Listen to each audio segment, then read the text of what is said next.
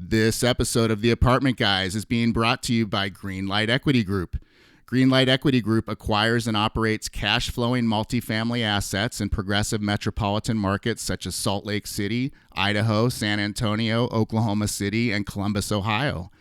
Greenlight targets consistent, solid returns for its investors and a healthy environment for residents by operating high-quality, safe, clean, affordable apartment communities. To learn more about Greenlight and to sign up for the investor list, go to www.glequitygroup.com. Welcome to The Apartment Guys, where we dive deep into all things multifamily investing. Our mission is to educate, inspire, and empower real estate investors to reach their highest potential. Each week, host Tate Seymour interviews high-level guests from all over the industry who are sure to bring valuable, actionable ideas that will propel your career to the next level. Whether you're just starting out or a seasoned investor, you are in the right place. And now your host, the apartment guy, Tate Seymour. Welcome, everybody, back to another episode of the Apartment Guys podcast. Today's episode is with Mr. Blake Dailey, an active duty Air Force service member that we're super grateful to for his service. And he has completely replaced his Air Force income with passive income through real estate investing. And this story is super inspiring. He's a young man and he is killing it. So I hope that you get a lot out of it. One of the things that we talk about is the book Grit by Angela Duckworth. Just wanted to mention that. And Blake cites the discipline that he's gotten from being a service member and cites Grit as being a very important book for him. We talk about the power of giving back through meetup groups and podcasts. And Blake has his own podcast, which is a fantastic podcast I encourage you to listen to. So anyway, if you like this episode, and I hope you do, please go to your platform and leave a rating and review for the show. That means a lot to me. So I really appreciate you doing that. And without further ado, let's just get into it with Mr. Blake Dailey. Welcome, everybody, back to another episode of the Apartment Guys podcast. Today, we've got Mr. Blake Dailey on the show. Super excited to have Blake with us.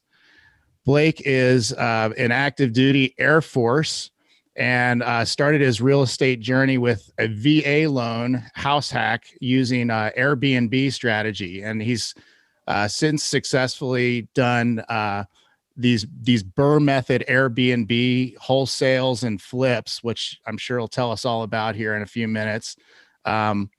He calls it BRRRB, right? Is that what you call it? BRRRB? Yep, BRRRB or BRRRB. BRRRB. That's a first for me. I've known of the BRRRR method forever, of course, and Airbnb, but BRRRB, I like it. So basically, you've BRRRRed several properties and you rent them out as short-term rentals. That's pretty brilliant. We'll talk about that more of that in a minute. But that's afforded you some financial freedom and open the door to grow bigger and scale into commercial multifamily, which is what we're going to talk about today. He's now working to syndicate large commercial multifamily with his group, Growth View Partners. That's VUE Partners, Growth View Partners, where they focus on long-term wealth creation and giving back. So Blake, super stoked to have you. Thanks so much for being with me. Yeah, today. thanks for having me on. Excited to do the show with you. Yeah, you bet. Yeah, so let's just kind of start with kind of the man behind the bio here. I'd love to know a little bit about you, where you're from, and kind of the story behind Blake Dailey. Yeah, so originally from a small town in Indiana, and a football coach came knocking on my door, and that's what brought me to the Air Force Academy. And while I was there, that's where I got into real estate, read some business books and Rich Dad Poor Dad, and got to thinking like, this is something I could do, because I always wanted to get into business for myself and wanted to do something entrepreneurial. It's like real estate would allow me to have the freedom and have all of that. So let's dive into that. And once we got here in Panama City, my wife and I bought our first property with the VA loan, got off to a hot start, found some partners, and then did a BRRRR a couple months later. And then for several months, just did deals consecutively, and was making a lot of headway doing wholesales. Started doing BRRRRs, just me and my wife, and did our first complete BRRRR and B, which we did a BRRRR and rented it out on Airbnb. And we saw the income generated from that, especially down here in this market, and really opened up our eyes. And since we've done several more, and in just a little over 12 months, reached our financial freedom number. So now my real estate income, cash flow, like net cash flow, is over my Air Force income, which has been a really cool progression. I thought that would be like my 5-year goal, because I have a 5-year service commitment. It happened in the first year. So got to thinking bigger, and kind of along that whole process started, seeing the inefficiencies and the headaches that come along with having a bunch of different residential properties all over town. Was running into the limits of my time and resources there. So pretty quickly came to the idea, like, I could get into commercial multifamily, because I was already doing commercial loans and rehabs and raising private money and all that kind of stuff. So thought to myself, I could do the same exact thing, with more units, and have a bigger impact and reach my goals faster. So made that pivot, got in with GrowthView through just a mutual connection with Brad Penley, who's in one of my mastermind groups, and got in with GrowthView, and have since been focusing on syndicating like large commercial multi-family properties. And that's been really exciting. A lot of fun since that transition, and got in with them. Yeah. Awesome. So was GrowthView, we're going to unpack a few things there that you just went through, but did you guys put GrowthView together yourselves, or was GrowthView around and you joined up with them? Yeah. So GrowthView actually came together before me. So they had a couple guys with common goals together that had started the process, talking to brokers, raising money, that kind of thing, but really refine their process and refine their vision and their why right about the time that I came in. And we all wanted to do more. Like, so with GrowthView, since I got in, we've set up a endowment fund to where we give 10% of the GP profits towards different charities like Operation Second Chance, Operation Underground Railroad, and a couple others, to where we're supporting charitable causes that we all believe in. So it was kind of a progression. When I got in, we really hit it hard, started raising a ton of money and getting a lot more deal flow. And now we're just looking to get that first big commercial deal together, because we all have, millions of real estate separately, but this will be the first big venture together. Yeah. That's super exciting. All right. So let's back up for a sec. So the first thing, first major huge takeaway here is that anyone with access to VA loans could take advantage of what you were able to achieve or what you were able to take advantage of. And a VA loan is typically either nothing down or very little down. And obviously you need to be, service member, ex-service member to qualify, but they're generally, I think, easier to qualify for, very little money, if anything, down, and you're able to buy something. You can kind of do almost a house hack / BRRRR. And I think really for the listeners, we should just real quick kind of go through those concepts and how, in particular in your particular situation, how you applied those concepts. So the BRRRR strategies, BRRRR stands for buy, remodel, rent, refinance, and repeat. I think I got that right. Something pretty close to that. Rent, refinance, repeat. Yeah. So that's what BRRRR stands for. And of course, a house hack is when you buy a rental house with an owner occupied loan and you live in it for a period of time, 6 months, a year, depending on the requirements of the bank and whatnot of the loan. But so you can do both of those strategies together if you're treating your house hack like a rental right out of the gate. And it sounds like that's what you were able to do, Blake. Yeah, absolutely. I think first off, if anybody listening to this is in the military and doesn't know like their benefit of using the VA loan, definitely like get into that. Just go like Google how to use the VA loan. Super simple because it is a owner occupied loan. Like you deal with the lender, and they kind of walk you through the whole process, get you qualified. And it's a way that you can get into a house for zero down. VA loans are zero down for service members, veterans, and like qualifying spouses. And that's what I did. I just studied, educated, so that when the time came, I knew what I wanted to do and I knew my strategy. And you can get these zero down loans on 1 to 4 unit properties. So anything that's 1 to 4 units is considered residential, and the lenders will lend on that. So my idea was, hey, let's find a fourplex. Like, let's get as many units as we can. And at the time here at the beginning of the summer of 2019, when we were looking in Panama City, like were less than a year off of a Category 5 hurricane. Inventory was very low, and then what was on the market was damaged. So generally, to qualify for a VA loan, it can't be a big renovation project. You can't, like the current property I'm living in now is a live-in BRRRR, and it did need some renovations, but it was cosmetic stuff, so nothing that affected the house being livable. So had to find a livable house and couldn't find anything that fit my criteria. That was a fourplex. So that we ended up finding a residential, like single family house with an attached unit. And that was our second unit that we could then rent, get the VA loan on, and combine those two strategies like you were talking about. So we got in for nothing down and then rented out the extra space. And with Airbnb, our income was a lot higher. So we were actually net cash flowing $100 to live in this property for free that we bought for zero down. That is like the best of all circumstances. Yeah. I mean, that's huge. That hopefully that fires up some of our listeners. Almost got chills on my back here. It's so cool to see all that come together and to see it all done and executed as well as you were able to do it. That's really something. So looks like you're a little out of focus all of a sudden, bud. The auto. There you go. No biggie. Either way, it's all good. That's for our YouTube viewers, not our podcast. Yeah, my webcam just got a little blurry. Yeah, technology, I love it. So for at that point, you actually started in one move. You acquired real estate.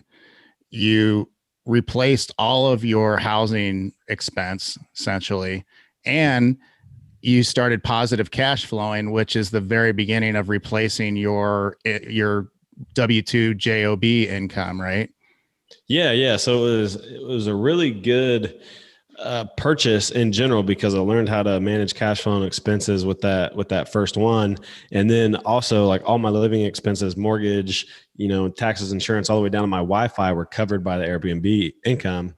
And, from that point is when we had $100 excess. So, at that point, it freed up a lot of my income that I wasn't spending on housing to go and do different things with and help myself grow. So started putting more money into direct mail and things like that to get more leads so that I could do more deals. So yeah, right off the bat, like having that extra income was a big help.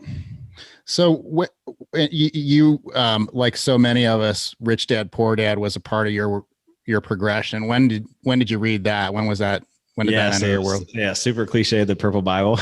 Yeah, the purple book. Yep. Yeah, read that.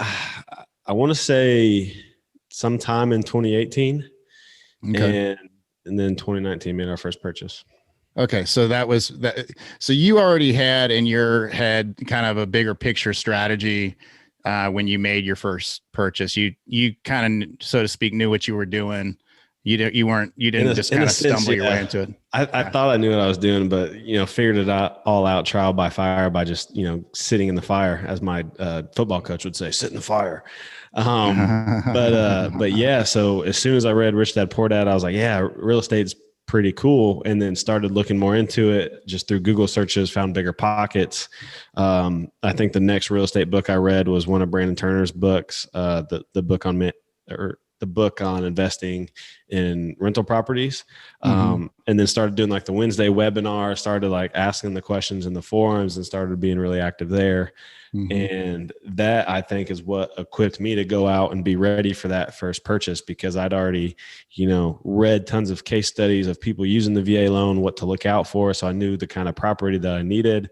So doing the upfront diligence definitely helped. And while I was at the academy, I couldn't purchase a house because I wasn't, I had to live, in the dorms on base. So it kind of helped me because it gave me the time to study.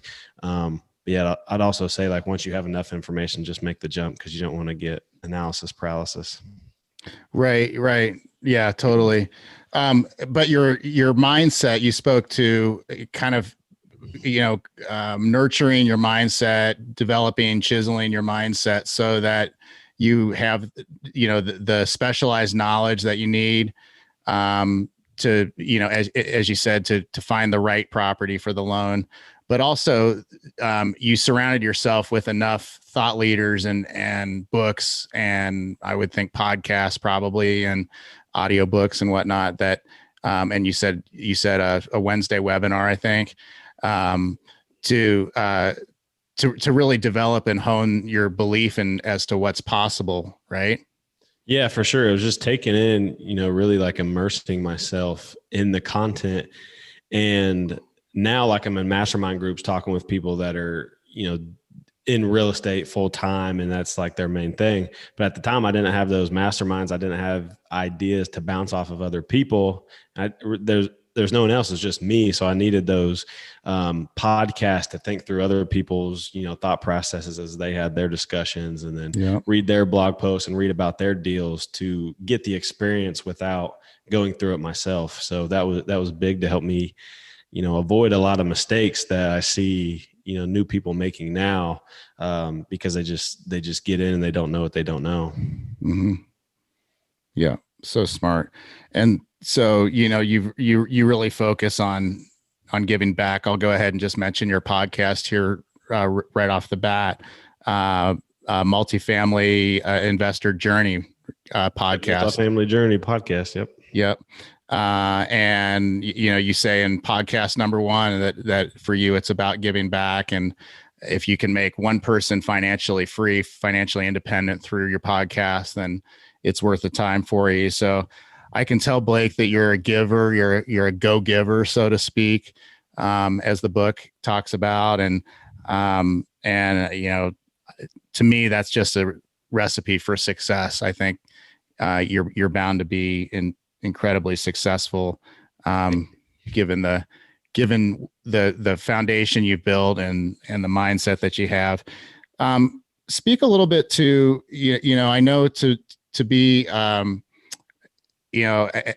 active duty position the way that you've been takes just an incredible amount of discipline, and amongst other things, just precision, persistence.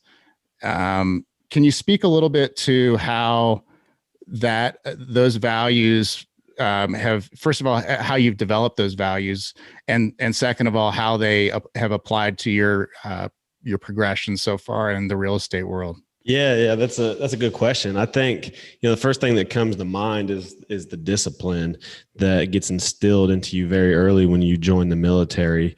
And I think that's something that serves you well, no matter what you do inside or outside the military, and what comes later. But without that foundational level of discipline, you can't build the persistence and that grit that you need to get through the hard times. Because, as you know, Tate, like, real estate isn't all, sunshine and rainbows. Like, there's deals where you lose money or that don't work out. And there's tenants, there's evictions, there's a lot of stuff that, the people on social media make it seem so easy and that it's great. So that was, the driving force behind my podcast, to just be transparent with it, like give all the advice.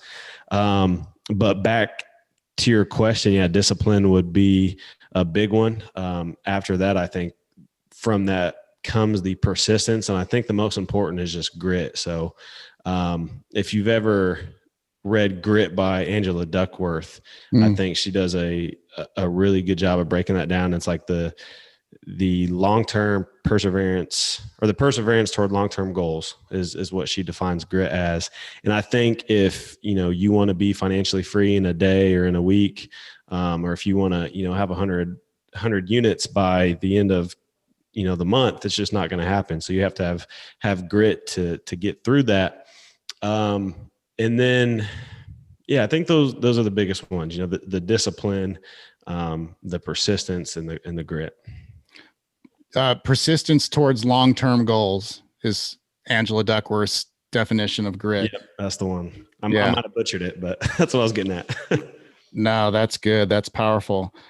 So listeners, I'll put that in the show notes, but we've got the book Grit by Angela Duckworth as a recommendation. So that's one I'm not familiar with. I'm going to check it out. Yeah, it's on the shelf somewhere. Super good read. It's not too long, but I mean, just packed with good information, and building a business, building a portfolio, you got to have it. So yeah, cool.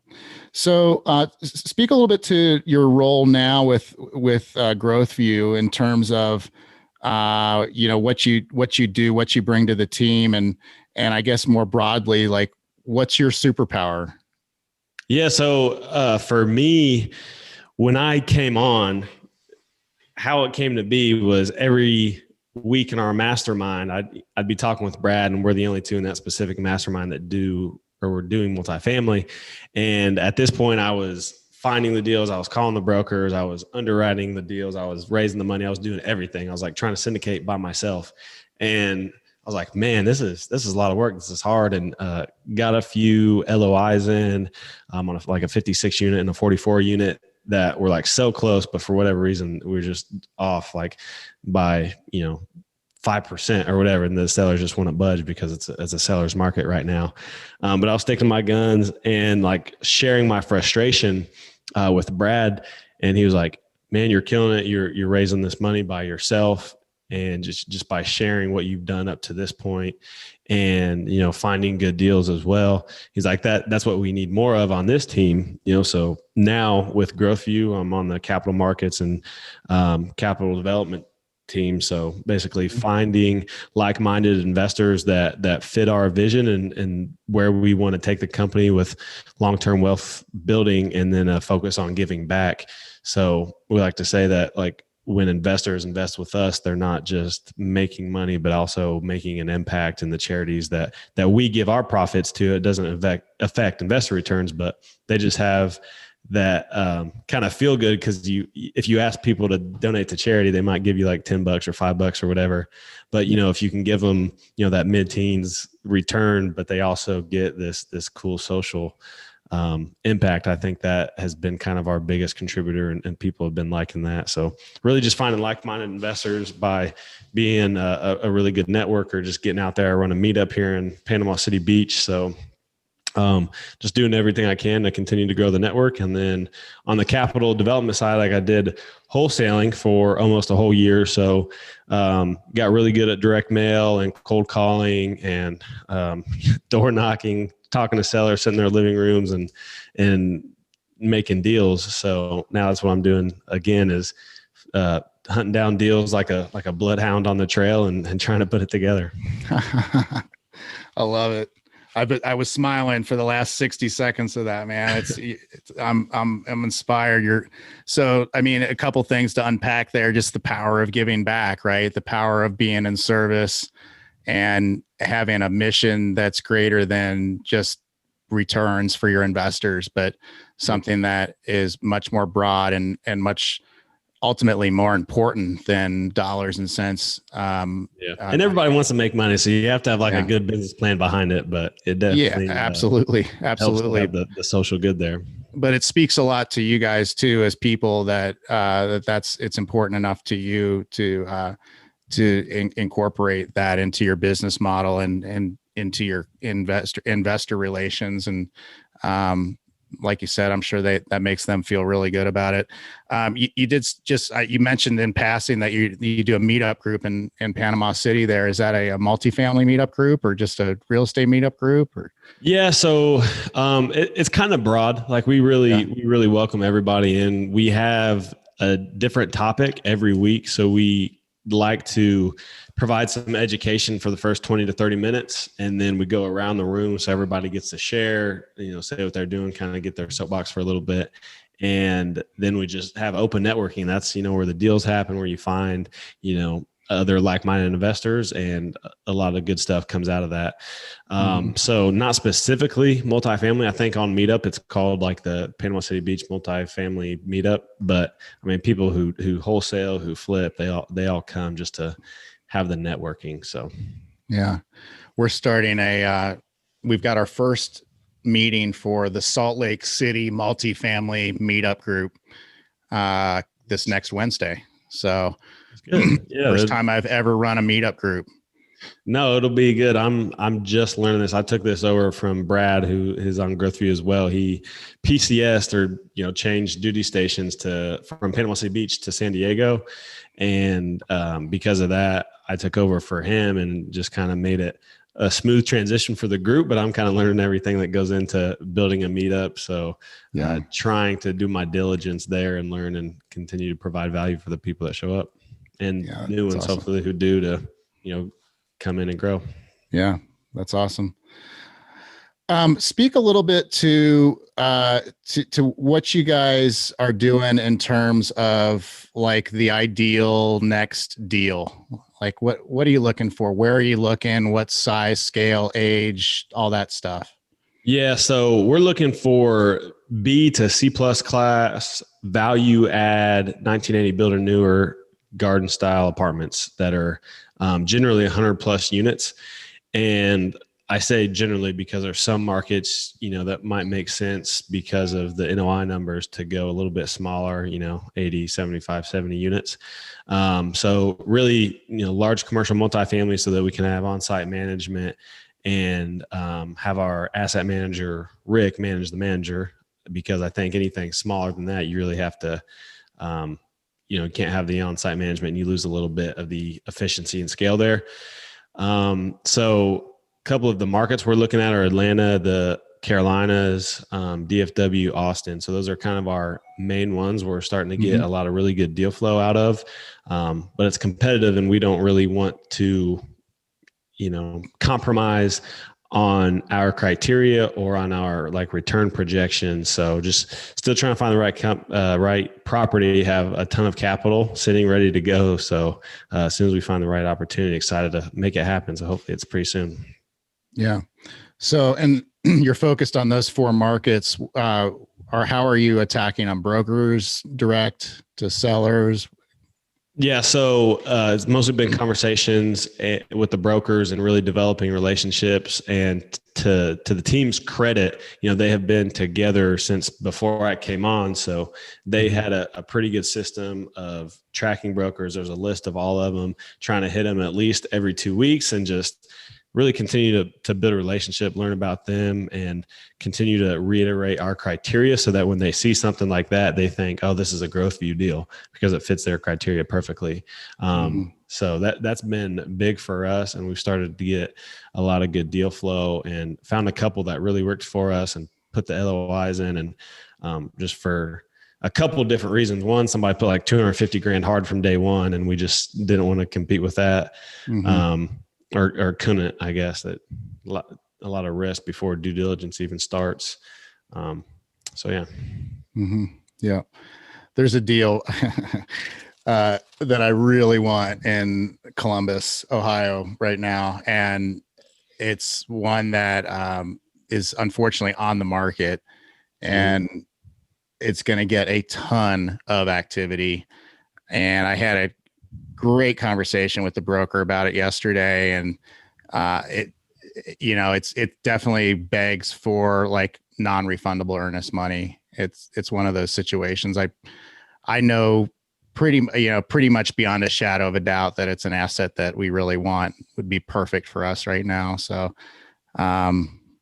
but it's a tough competitive environment. It really is. It's a really saturated market. I think a lot of people, do those multifamily courses and really quickly call themselves multifamily investors. But yeah, right. That's one of my frustrations with the market here recently. Well, and then there's just so much money out there, right? Yeah, there is. There's so much capital on both sides, on the debt side and the equity side, and the all of it's inexpensive money, and it makes it easy to do deals. And you've got a lot of institutions that are pulling out of hotels and retail and office buildings and need a place to put that money. And multifamily still makes sense in so many different ways. I think as long as interest rates are low, it's going to continue to be competitive. You know, all those forces you just said are absolutely true. Yeah, for sure. Cool. So, and then as far as expansion and you want to be in those 4 markets, what do you guys see yourselves doing in the next, 3-5 years? Yeah. So I think even more so in the immediate future, get that first deal, because I think that gets the ball rolling.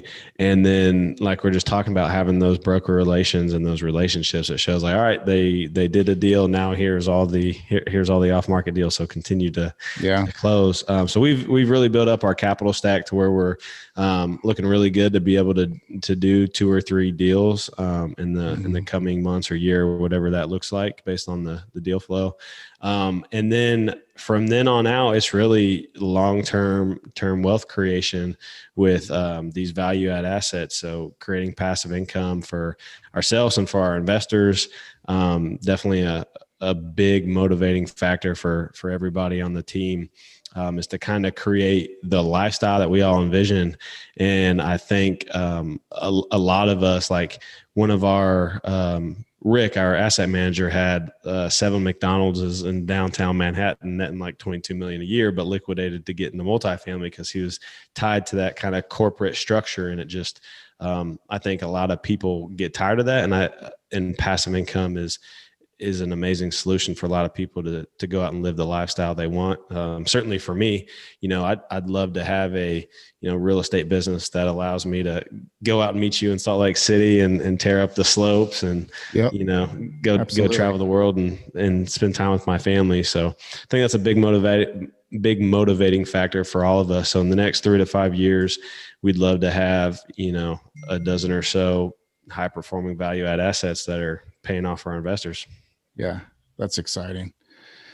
There's no doubt in my mind that you guys are gonna make that happen. It's that you spoke a little bit ago to kind of the magic of the first deal, or the rule of the first deal. And once you break that barrier, so to speak, in the industry, you all of a sudden you have credibility with brokers and lenders and capital that you didn't have before, and it makes it a lot easier to get deals done from that point forward. So that's a critical point in progression, is the Michael Blanc calls it the law of the first deal. And I have because I have it right behind me, I'll show it to you. It's a little coin that I have. Oh yeah, called the law of the first deal. There you go. I know it's a little. That's weird, a coin I need. I'm ready to cash in and get that one. Yeah. So I got that from one of his summits, his events. But very nice.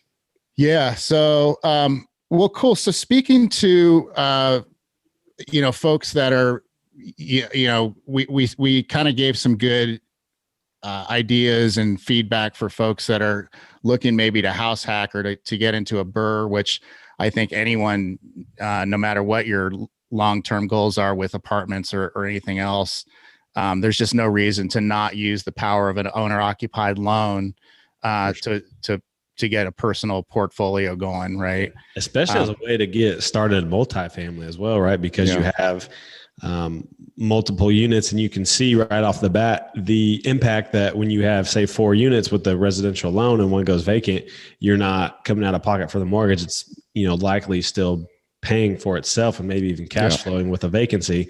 And then you extrapolate that over 100 units like we're looking at, and if you have too much occupancy, then you're probably charging too low a rent. So you need to see some occupancy at that level, or you're not running the most efficient way. So, I think as a way to get into multifamily with owner occupied loan right off the bat.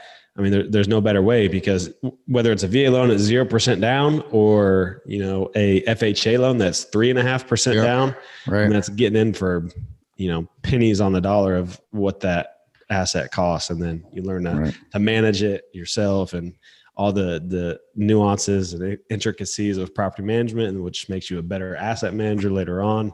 So many benefits. Yeah, that's brilliant.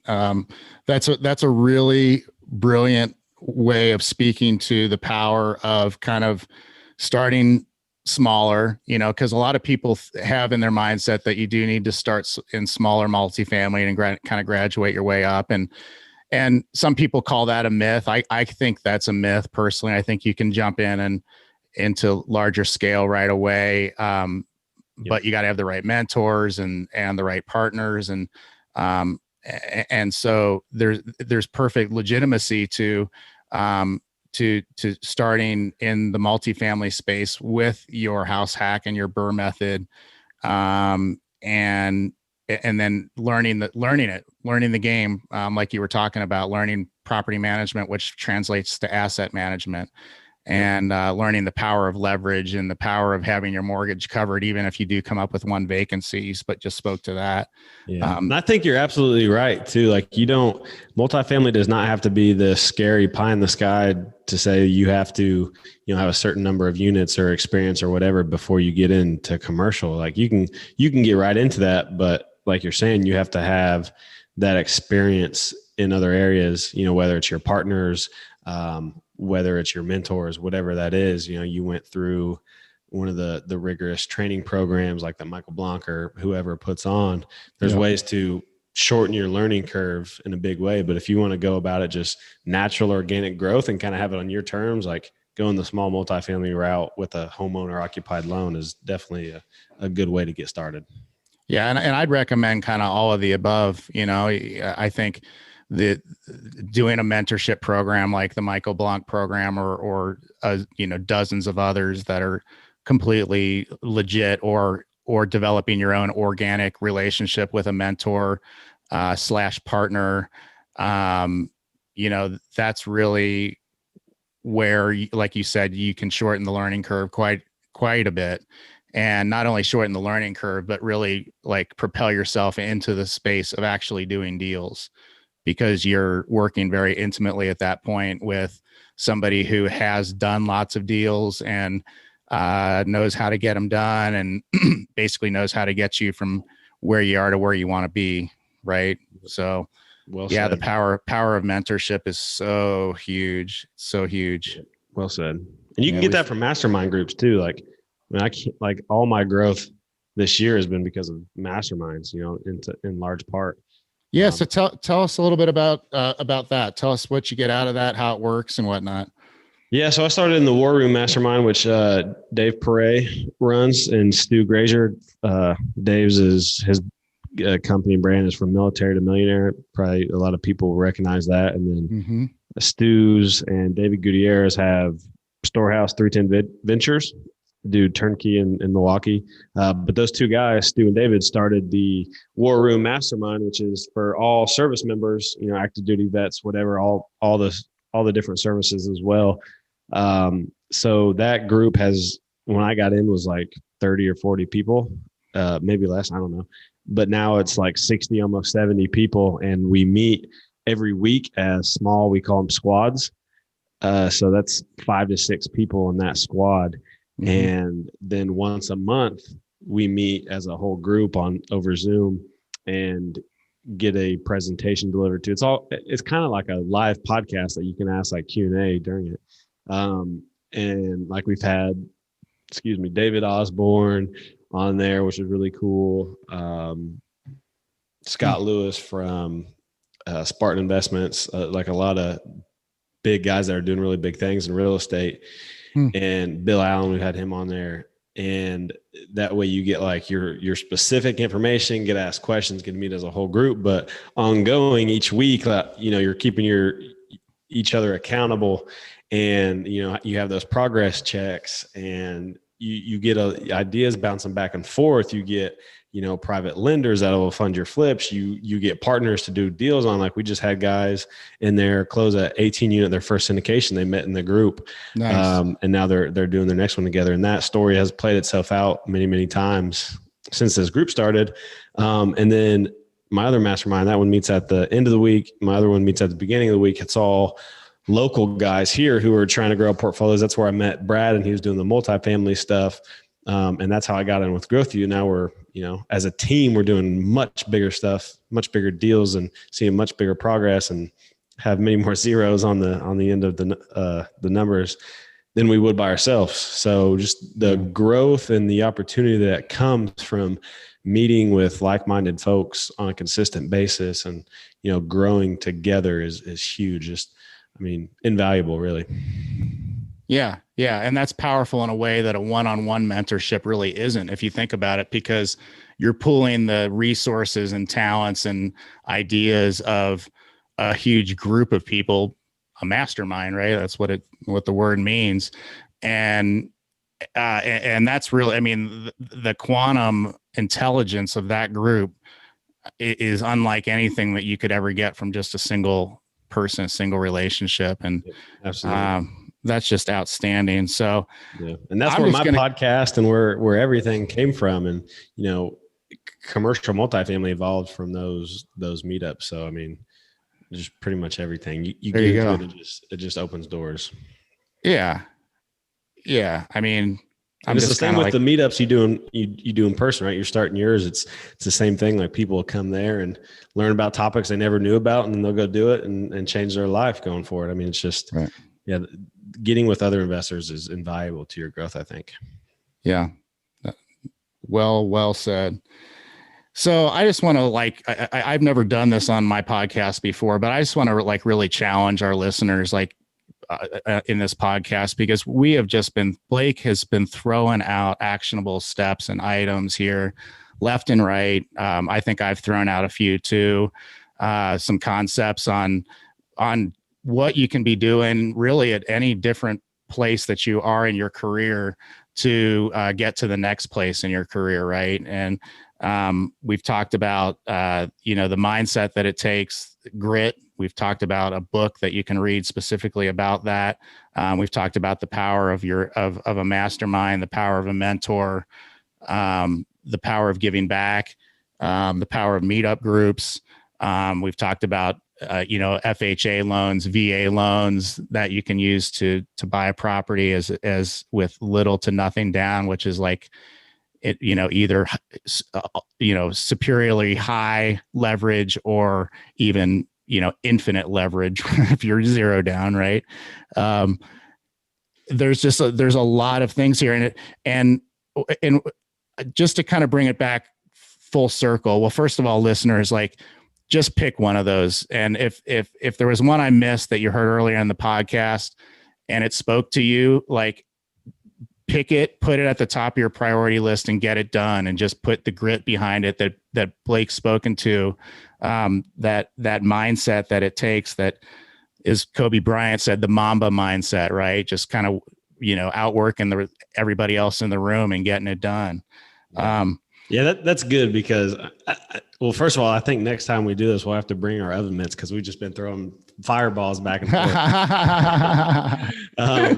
But yeah, I think any one of those strategies we talked about could make somebody a millionaire. You could easily over a couple of years use homeowner occupied loans to build up your cash flow and equity and become a millionaire. You could get into commercial multifamily and do one deal and become a millionaire. It's going to take you a lot longer and be more work. You do BRRRR, there's all those different things. So yeah, I think what you just said is pick one thing that resonates with you and just go all in it with whatever resonates and matches your personality.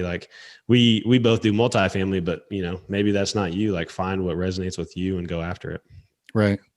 And if it is multifamily, and chances are, if you're listening still, that you're into apartments, it's the Apartment Guys podcast or whatnot. All of the above is applicable to multifamily and to apartment building investing. One of the things that strikes me in your story, Blake, is that you've you've continued to use the BRRRR and B strategy that you mastered and you learned and developed as your bread and butter. And you've gone ahead and essentially replaced your military. You have not essentially, you have replaced your military income with that BRRRR and B strategy. And I think for a lot of people, and even myself included, I've had the mindset that, I'm not going to be able to replace my income till I have 500 doors under my management. Right. Mm-hmm. Well, you've done it with how many, a dozen or, somewhere around there doors. Right. Like, Yep.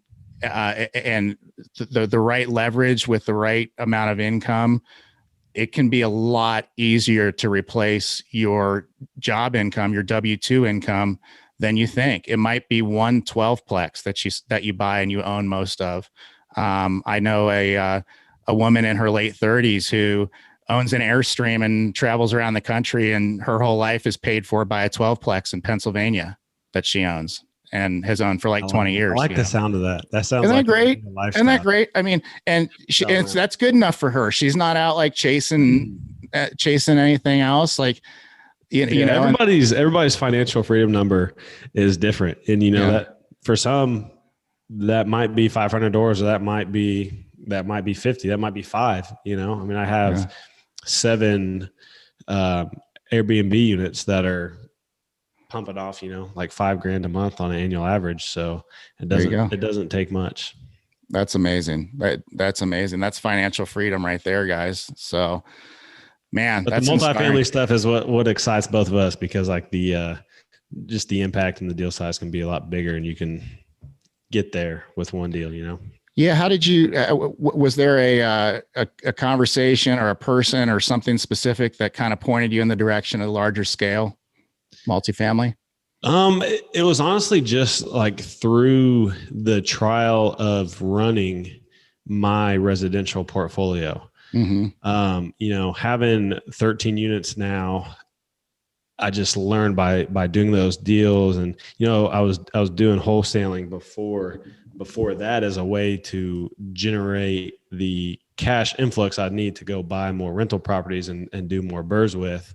Mm-hmm. And it just got to be a headache managing all the maintenance that happens and all the just little things and all the transactions going on simultaneously. And I had a deal where I raised private money. I got a commercial loan on the refi, did a rehab, and this was 2 units. And I was like, 2 units. It's like I could have had done essentially the same thing and, 10x it with 20 units, and it wouldn't have been a whole lot different. Still would have been the same commercial loan, would have been the same lender, would have needed private money for that as well. It's just taking it up that one next step to get a little bit more uncomfortable. But it's adding that 0 on the end would not have fundamentally changed anything. And that was kind of my light bulb. I said, it's time. And I'd read that book. I don't know if you can see it back there, Multifamily Millions. That was like one of the first books I read, because I was like, I think multifamily sounds good. Mm-hmm. And then put it away, like never came back to it. And then I had that epiphany. I was like, I need to get into multifamily like ASAP. Yeah. For me, it was a book too. There was there's a book by a guy named Lance Edwards called How to Make Big Money in Small Apartments. And it's just a really good overview of the whole game and the whole, you're just finding deals and finding dollars and putting them together and making deals happen. And he kind of simplifies things down, and he does a really great job with mindset and developing the mindset that it takes to believe that you can pull off a 50 unit or 100 unit, 150 unit deal. Yeah. So much of it is mindset. Really. I see that hold people back a lot, and it's just getting over the hump in your own mind. And when you get to that level, you're dealing with NOI instead of comps, and it's easier and straightforward to add value, all based on a factor of the income. So the big value add and the big equity creation is based on, getting that NOI higher with the commercial properties. Yeah. And just to expound on that. So, anytime you're above 4 units in real estate, you're talking about a commercial asset, and the valuation of commercial real estate is determined specifically and only by the amount of income that it's producing. And it has nothing to do with comps. I mean, of course, there's going to be some correlation and that sort of thing with other comps, but when it comes to an appraiser, when appraiser is going to look at a value of a property, they're going to look at the net operating income, the NOI, as Blake was just saying. So, and because of that, you can predictably and reliably raise the value or force the appreciation of the value of an asset, and know exactly what you're going to get out of an investment. When you improve it. So it's a really different world. It kind of instills a level of confidence in the ability to say, I can pick this asset up for X. I can raise rents by $75 a month. And I know that because I can look at other comps and rental comps and that sort of thing. And I can add $150,000 in NOI at a 5 cap. That's however many a couple $1 million, I think. I can't remember how it works out. What's cool, and when you're dealing with that too, you can make a big impact with little out of pocket with the right property, right? Just by reducing expenses. Yeah. Because you don't always have to go in and rehab to raise rents. And, I mean, it could be as simple as changing vendors or, implementing a RUBS ratio utility billing system where you bill back the tenants for water. Right. There's a lot of simple, maybe straightforward would be the better way to put it. Straightforward ways to increase your NOI and create crazy value. Yeah. And one of the things we're starting to see too is management plays where we're seeing, like, I saw a 540 unit portfolio in Oklahoma City recently. And the average occupancy rate between there were 3 complexes was 78%. So you got 22% vacancy running on 500 plus units. You talking about 100 plus vacancies. Woo. And I mean, you improve that by, you get it from 20% to 10%. And the effect of that on your NOI is so massive. And you've just increased the value of that property, in life-changing ways. Let's take this to the next level, because that's an awesome deal. I mean, you talk about adding that much value to a property. You could probably likely refinance and get out the CapEx needed or the down payment or whatever on the original loan. And now you're at above 90% occupancy. So you can get agency debt and non-recourse. And then you could potentially have low to no money left in and have no recourse on the loan. I mean, you're essentially at no risk at that point. Yeah. And you're collecting, and it's cash flow, and it's essentially an infinite return. At that point, no money in. It's beautiful. It's exactly. You're getting me excited right now. Yeah, me too, man. This is stuff that gets me going. Yeah, absolutely. So hopefully the listeners are with us on this one. It's pretty. This fun might need a little rewind, but that's good stuff in there. Yeah, it does need a rewind. Hopefully that deal works out for you guys. I'd be interested to see that. It'd be a good play. Yeah. We're determining what we're going to do with an LOI on that. So it's all of a sudden, I don't know about you, but all of a sudden we are starting to see deals. We're recording this on November 13th, 2020. It'll probably be out in this episode will be out in a couple of weeks. But just in the last week, even, our deal flow has increased probably by like 100%. Yeah. I'd say in the last, for us in our markets, like the last 2 weeks, maybe 2.5, 3, like, has been the same song and dance, like a lot more deal flow coming online. I think all the sellers want to sell by the end of the year. And I actually saw a deal that they're offering a $500,000 discount, which from 7 million to 6.5, if the potential buyer would close by the end of the year, because they need that, to close the year for the tax purposes. So there's definitely deals out there right now. You just got to be able to close in, 47 days or whatever it is.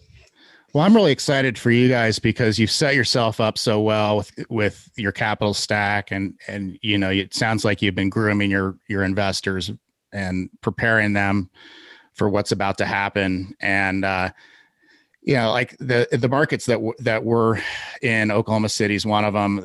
All of our brokers there are saying we've got stuff coming up here around the first of the year. We're going to have a lot more inventory.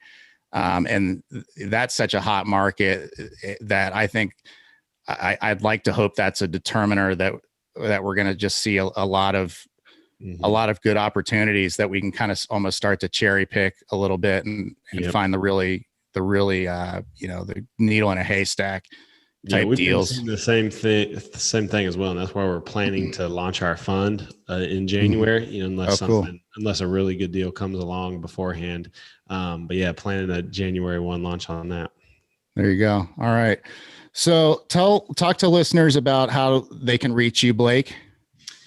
Yeah. So if you want to get a hold of me, you can find me on multifamilyjourney.com. That's my website. My calendar's on there. My email's on there. So I just have time set aside to, have 15, 30-minute conversations with people that have questions on any number of things, real estate, want to learn more how to invest. If you want to invest personally, you can find my calendar on there, emails on there, basically everything. Yeah. So you can go to multifamilyjourney.com.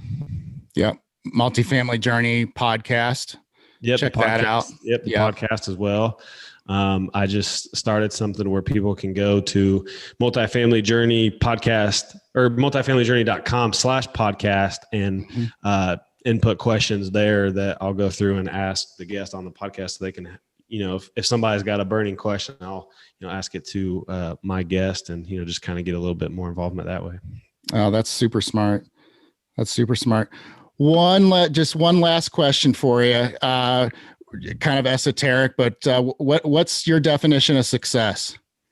Ooh, this one's out of the blue, huh? Yeah, I threw it at you. I think my definition of success. Oh, we got blurry again.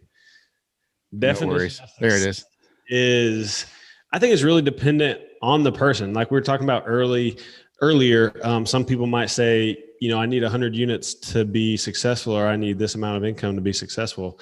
But I think whatever gets you to an area of comfort in your life where you're happy and just thriving, like interpersonally with your family, with your spouse, with your friends, whatever that is, and are really doing good in your career and can really pursue your passion. So I think success is kind of, for me anyway, is multifaceted. So for me, success is being a great husband and being a great partner to the GrowthView team, continue to be a great friend, even though a lot of other stuff is going on, being present for those people, and really just giving back and giving my time as much as I can to help others.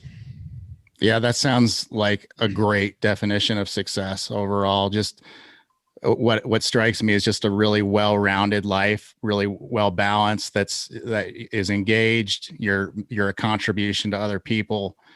You're making an impact in your industry and in your family and your community.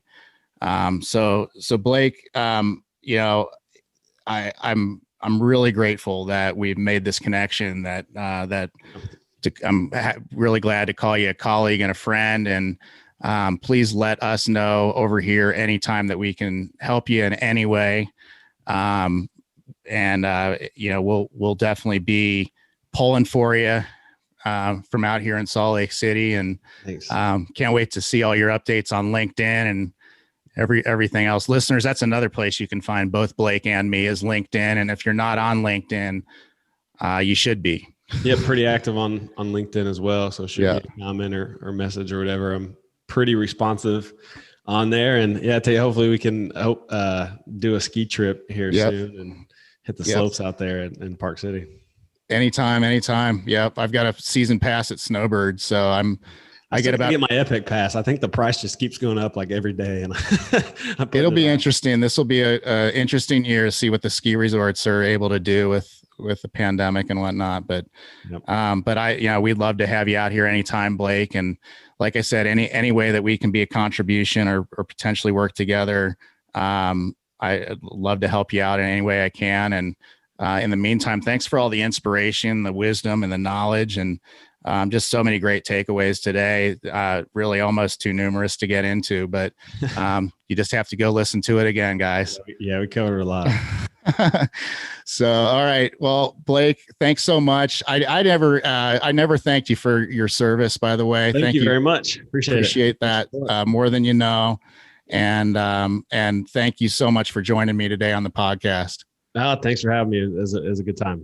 Yeah, you bet. Listeners, thanks for hanging in there with us and listening to the end, and we'll see you on the next episode. Thanks for listening to The Apartment Guys with Tate Seamer. Tate and friends are grateful to have you as a loyal listener. If you like what you've heard, please subscribe, rate, review, and share with friends on your Apple Podcasts, Google Play, Spotify, or any other podcast platform. Also, check out Tate's YouTube channel for videos of many of these episodes and more. Until next time, take massive action steps and rock on.